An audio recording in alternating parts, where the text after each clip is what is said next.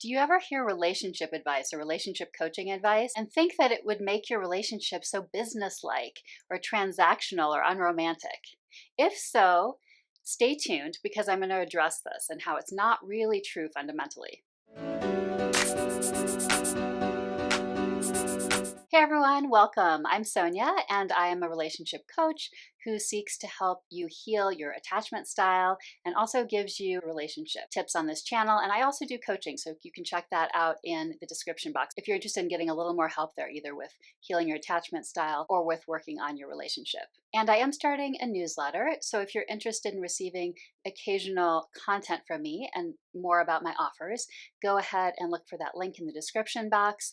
When you do sign up, you will also receive a free PDF of my checklist for what to ask yourself if you're feeling unfulfilled in your relationship. So, on to this idea that so much of these tips and relationship advice sounds so businesslike and unromantic and transactional. So, I'm going to talk about this with two different scenarios as the frame. So the first scenario is someone who wants something more from a partner, perhaps time together in a certain way.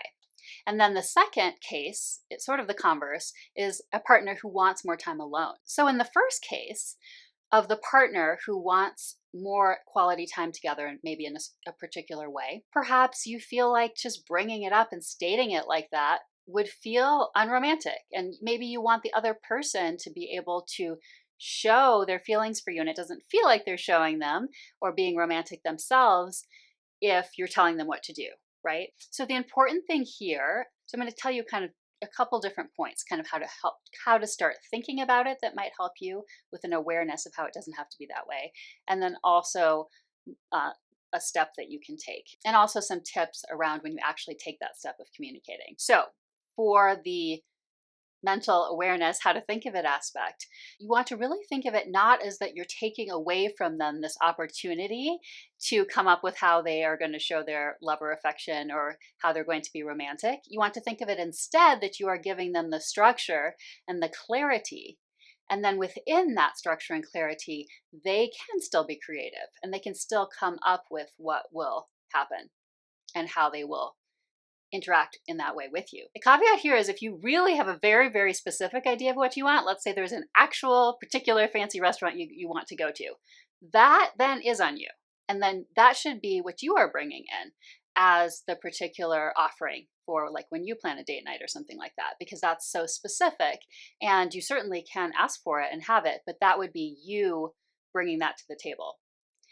So what you want to do with your partner when you're asking for it is talk about just in general something like, hey, it would be great if I could see what you want us to do. And like, if you could, I'd love to spend more quality time. You could even put a little bit of how.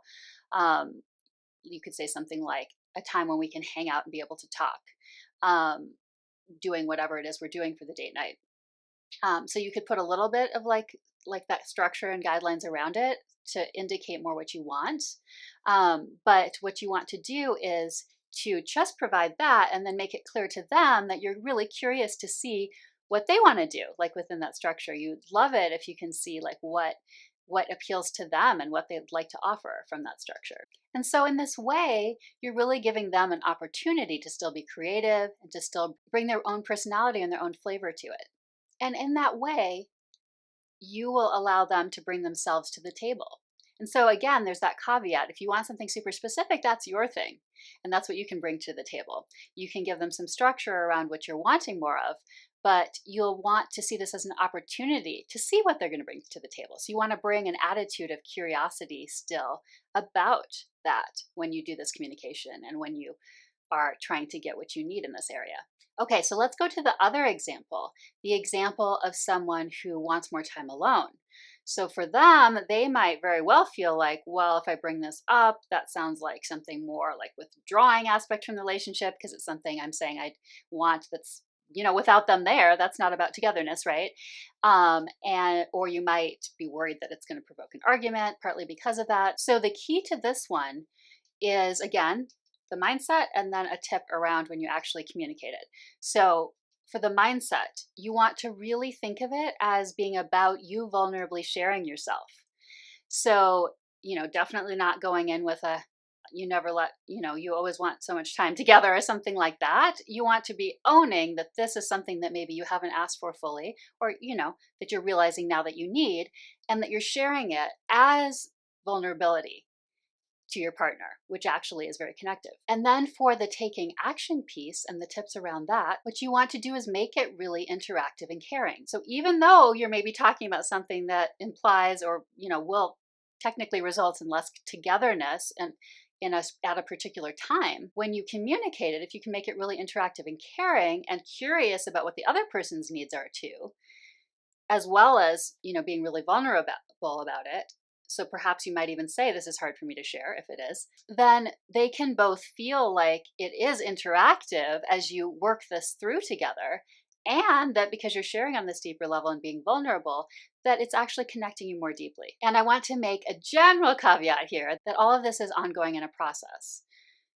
Usually when we bring something up to a partner, they aren't necessarily expecting it right in that moment. So it takes them a little while to process and go forward with it too. So perhaps right away you'll be figuring things out, but it might take a little longer. It might take a few conversations. So these were two very specific cases to frame this around, this idea of how something that seems very business-like and transactional and unromantic can be actually the opposite when you really think about it, and partly depending on how you approach it as well. So the important point, the point I want to leave you with, is that clear communication and negotiation is an opportunity to be more vulnerable and to get to know each other more deeply. And intimacy does not get any better than that. You'll understand how to contribute better to each other's needs to have a more fulfilling relationship and receive what the other offers, which adds tremendously into each of you feeling more seen and understood. So hopefully this was helpful. Let me know if you have any comments or questions down below, and I'll see you next time.